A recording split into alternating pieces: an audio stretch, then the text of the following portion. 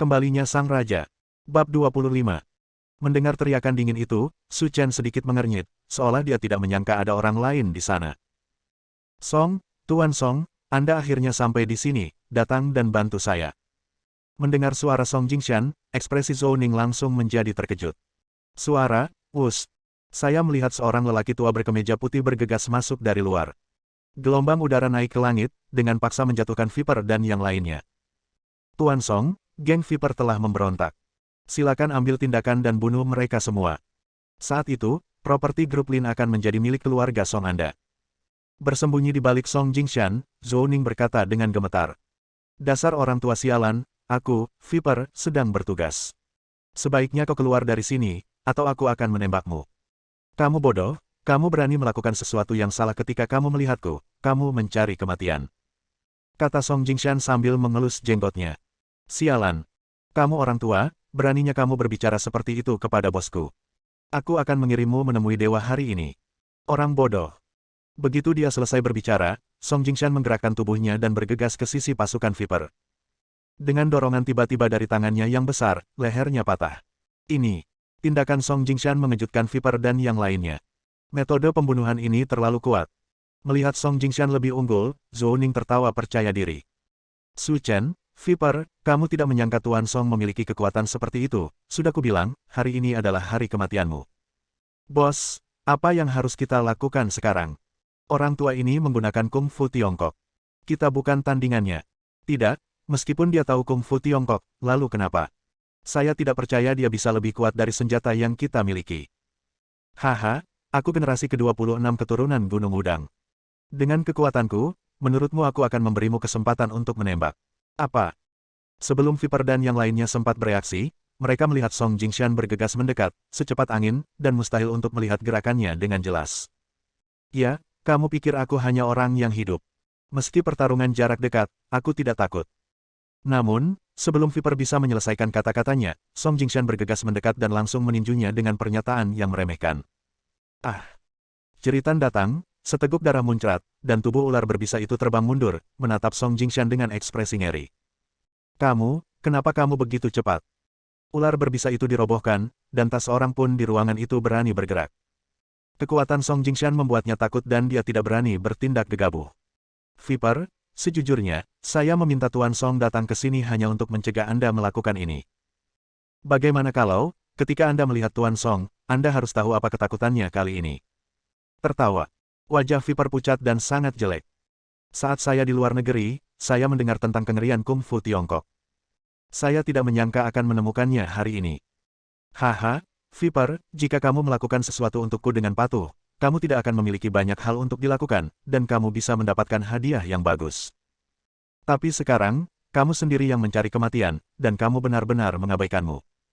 Di medan perang dan berdiri di sana. Jika kamu bersamaku, maafkan aku tidak bisa menahanmu. Raja, kamu pergi dulu, aku akan bertahan di sini. Orang tua ini terlalu kuat, tapi biarpun aku mati, aku akan melindungimu. Lindungi dia untuk pergi. Zhou Ning tertawa terbahak-bahak, dasar bodoh, kamu menganggap dirimu terlalu tinggi. Jika prajurit Tiongkok kita mengambil tindakan, tidak ada di antara kalian yang bisa melarikan diri. Kalian semua akan menjadi jiwa mati Tuan Song. Tidak buruk. Sama seperti kakakmu, dia adalah orang yang setia. Suara Su Chen terdengar santai, dan aula villa menjadi sunyi saat ini. Raja, sekarang bukan waktunya membicarakan hal ini. Orang tua ini tahu Kung Fu Tiongkok, dan kita bukan tandingannya. Dengan air mata berlinang, Viper meraung keras. Aku bahkan tidak menganggap serius sampah semacam ini. Melihat Su Chen berdiri, Zhou Ning berjalan ke depan dengan percaya diri. Tuan Song, saya mendengar bahwa cucu Anda juga tertarik pada Lin Ruohan. Selama Anda membunuh Su Chen hari ini, maka saya tidak akan menginginkan Lin Ruohan lagi, dan seluruh grup Lin adalah milik keluarga Song Anda. Haha, Zhou Ning, kamu benar-benar murah hati. Dalam hal ini, aku tidak akan sopan. Jika aku mengambil kembali Lin Ruohan, cucuku mungkin akan sangat bahagia. Setelah mengatakan itu, Song Jingshan melirik Su Chen dan berkata sambil tersenyum. Jika kamu melakukan seppuku, hukumanmu akan lebih ringan. Jika aku menunggumu mengambil tindakan sendiri, kematianmu akan 100 kali lebih menyakitkan dari ini. Saat berbicara, nada suara Song Jingshan sombong, dan dia sama sekali tidak menganggap serius Su Chen. Dia adalah seorang pejuang yang perkasa, tetapi hanya anak nakal, seperti semut. Aku sudah lama tidak melakukan apapun. Aku ingin menunggu tuan yang baik datang, tapi bukannya menunggu sampah datang. Mendengar ini, alis Song Jingshan terangkat. Jika kamu berani berbicara kasar kepadaku, Song Jingshan, maka aku akan memberitahumu kengerianku hari ini. Kamu tidak punya kesempatan. Begitu dia selesai berbicara, semua orang terkejut saat mengetahui bahwa Su Chen telah menghilang dan muncul di samping Song Jingshan pada detik berikutnya. Tangan besar itu tiba-tiba terulur ke depan, meraih lehernya, dan mengangkatnya dengan kuat. Bagaimana ini mungkin? Zhou Ning berteriak tak terkendali. Tuan Song sebenarnya tenang. Mustahil. Tuan Song adalah generasi ke-26 keturunan Gunung Wudang dan master yang sudah lama berdiri di Linyang. Bagaimana dia bisa dikalahkan olehnya? Ketika Su Chen menyebutkannya dengan paksa, wajah Song Jingshan memerah dan dia memandangnya seperti setan. Kamu, bagaimana kamu bisa mengalahkanku? Sulit. Apakah kamu seorang seniman bela diri? Praktisi bela diri. Su Chen mengangkat alisnya dan tersenyum, jangan bandingkan dirimu dengan sampah seperti itu. Mendengar kata-kata Su Chen, Song Jingshan merasakan kepalanya berdengung, seolah dia sudah gila. Sulit, apakah dia tipe orang dalam legenda? Su Chen tidak memberinya banyak kesempatan, dan tentu saja tidak memberinya jawaban yang diinginkannya. Dia menggunakan tangannya yang besar dan Song Jingshan mati mendadak di tempat. Setelah kematian Song Jingshan, villa itu menjadi sesak napas. Zhou Ning jatuh ke tanah, wajahnya pucat. Su Chen, aku tahu aku salah. Aku tidak akan pernah memprovokasi Lin Ruohan lagi, apalagi kamu. Aku harap kamu bisa memberiku kesempatan untuk mengubah caraku. Ular berbisa. Sedikit, si kecil ada di sini. Adegan ajaib Su Chen telah mengejutkan Viper.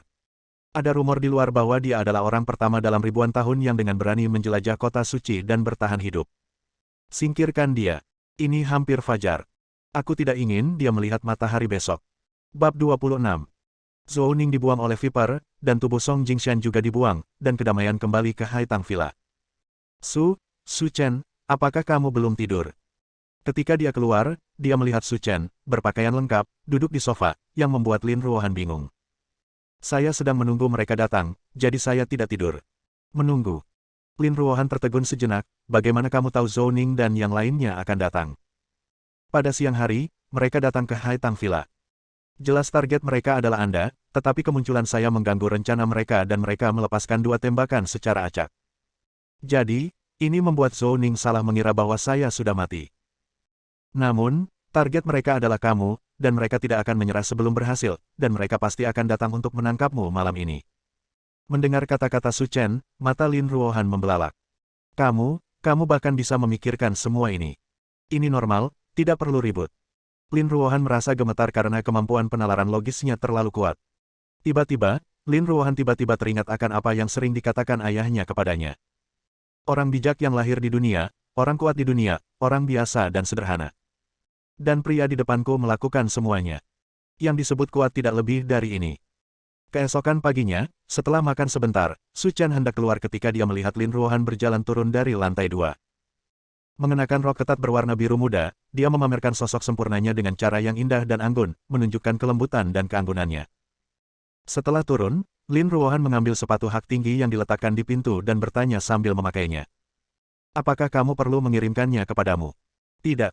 Lin Ruohan bukanlah orang yang sok.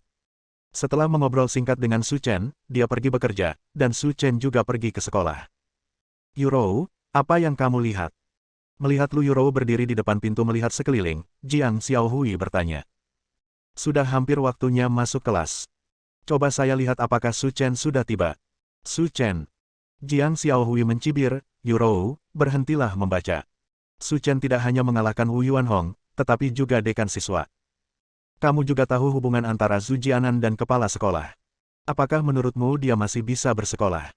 Ekspresi Lu Yurou menjadi kusut. Dia secara alami mengetahui hubungan antara Zhu Jianan dan kepala sekolah. Terlebih lagi, dia belum kembali setelah kelas pendidikan jasmani kemarin, jadi dia khawatir Su Chen akan dikeluarkan. Kecantikan Universitas Lu, menyerah saja. Orang itu, Su Chen, benar-benar berani memukuli dekan. Apakah menurutmu kepala sekolah bisa melepaskannya? Kurasa dia sudah dikeluarkan dan pulang untuk bertani. Chen Tianyu menyilangkan kaki dan berkata dengan santai. Kamu tidak boleh berbicara omong kosong. Wu Yuanhong dan Zhu Jianan melakukan kesalahan dalam hal ini. Bagaimana Su Chen bisa menanggung akibatnya? Lu Yurou berdebat dengan masuk akal. Haha, Yurou, menurutku kamu tidak boleh menyia-nyiakan usahamu. Jika Su Chen masih bisa datang ke sekolah, maka aku akan melompat keluar jendela. Su Chen. Begitu Chen Tianyu selesai berbicara, dia mendengar suara terkejut Lu Yurou. Melihat Su Chen masuk, Chen Tianyu langsung tercengang dan sangat terkejut hingga dia bahkan tidak bisa berbicara. Su Chen, kenapa kamu ada di sini? Kata Chen Tianyu dengan gemetar. Apakah kamu keberatan? Melihat Su Chen datang, Lu Yurou juga merasa percaya diri. Chen Tianyu, bukankah kamu mengatakan bahwa begitu Su Chen datang, kamu akan melompat keluar jendela? Kebetulan jendelanya masih terbuka, jadi cepatlah keluar. Kata-kata Lu Yurou membuat Chen Tianyu sangat malu dan ingin mencari celah di tanah untuk dirayapi. Ini sangat memalukan. Su Chen, kamu memukuli dekan, kepala sekolah telah mengeluarkanmu. Tetapi kamu masih berani datang ke sekolah dengan sikap tidak tahu malu, siapa yang memberimu keberanian? Bukan. Kamu sudah dikeluarkan, dan kamu masih datang ke sekolah tanpa malu-malu. Aku benar-benar tidak tahu apa yang kamu pikirkan. Jiang Xiaohui berkata dengan marah. Su Chen memandang Chen Tianyu seperti orang bodoh. Siapa yang memberitahumu aku dipecat? Su Chen, tolong berhenti membuat masalah. Zhu Jianan adalah suami dari keponakan kepala sekolah. Bagaimana mungkin orang seperti dia, yang begitu protektif terhadap kekurangannya, bisa menyelamatkanmu? Kalau begitu tanyakan padanya apakah dia punya nyali untuk memecatku. Mata Chen Tianyu menyipit dan ekspresinya tidak ramah. Karena kamu tidak menyerah, jangan salahkan aku karena menambah penghinaan pada lukamu. Setelah mengatakan itu, Chen Tianyu melambaikan tangannya dan berkata, Li Tian, pergi dan panggil kepala sekolah. Katakan padanya bahwa Su Chen kembali ke sekolah sambil menjilati wajahnya dan biarkan dia menanganinya. Oke, aku akan segera pergi. Li Tianle, yang kalah, berkata dengan riang. Tidak perlu mencarinya, aku di sini. Mendengar suara yang sedikit marah itu, para siswa di kelas tersebut begitu ketakutan hingga tidak berani berbicara. Melihat Wang Suewu dengan wajah marah, jantung Lu Yurou berdetak kencang. Apa yang harus dilakukan sekarang? Dia pasti ada di sini untuk menghadapi Su Chen. Kepala sekolah, Su Chen telah dikeluarkan, dan sekarang dia kembali ke sekolah.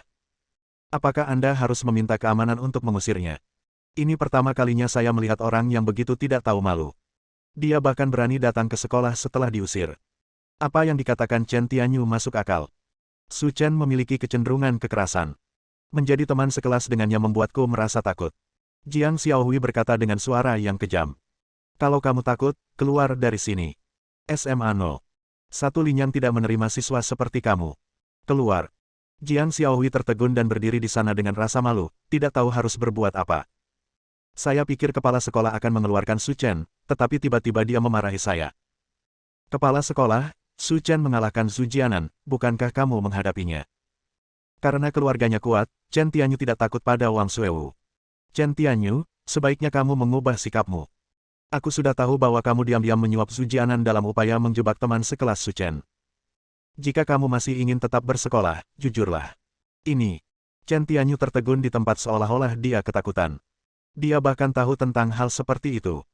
Setelah memberi pelajaran pada Chen Tianyu dan Jiang Xiaohui, Wang Suewu berdiri dengan tangan di belakang punggungnya dan berkata, mulai sekarang, jika Anda berani tidak menghormati Su Chen lagi, seperti Zhu Jianan dan Wu Yuanhong, kemasi barang-barang Anda. Sesuatu dan keluar dari sekolah menengah 0. 1 Linyang. Bersambung.